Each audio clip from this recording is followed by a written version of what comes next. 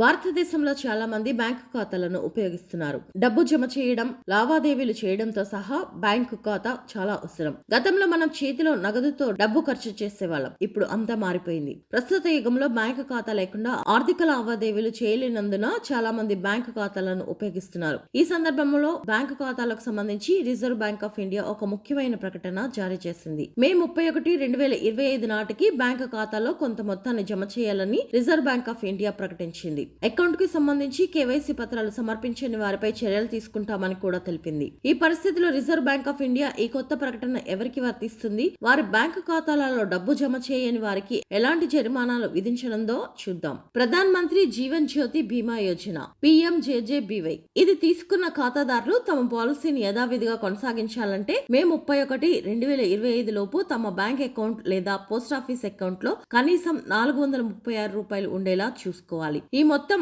Auto debit విధానంలో మీ bank account నుంచి debit అవుతాయి. మే 31 లోపు ఈ డబ్బు జమ చేయని వారు పాలసీ రద్దు అవుతుందని RBI ప్రకటించింది. అయితే ఈ పాలసీ తీసుకున్న వారు ఏడాదికి ₹436 చెల్లించవలసి ఉంటుంది. అలాంటి వారికి ఈ నియమాలు వర్తిస్తాయని RBI తెలిపింది. అందుకే ఈ పథకంలో పెట్టుబడి పెట్టిన వారు ఈ మొత్తాన్ని చెల్లించడం తప్పనిసరి. జీవన్ జ్యోతి బీమా యోజన అంటే ఏమిటి? ప్రభుత్వం అమలు చేసే పథకాల్లో జీవన్ జ్యోతి బీమా యోజన ఒకటి. ఈ ప్లాన్ లో మీరు ₹436 జీవిత బీమా పొందవచ్చు. ₹436 చెల్లించి 2 లక్షల వరకు బీమా పొందవచ్చు. సంవత్సరానికి ₹436 చెల్లించవలసి ఉంటుంది. ఏదైనా కారణంగా ఈ స్కీమ్ తీసుకున్న వ్యక్తి మరణించినట్లయితే 2 లక్షల రూపాయల బీమా నగదు పొందవచ్చు. ఈ పాలసీ ప్రతి సంవత్సరం జూన్ 1 నుంచి మే 31 వరకు అమల్లో ఉంటుంది.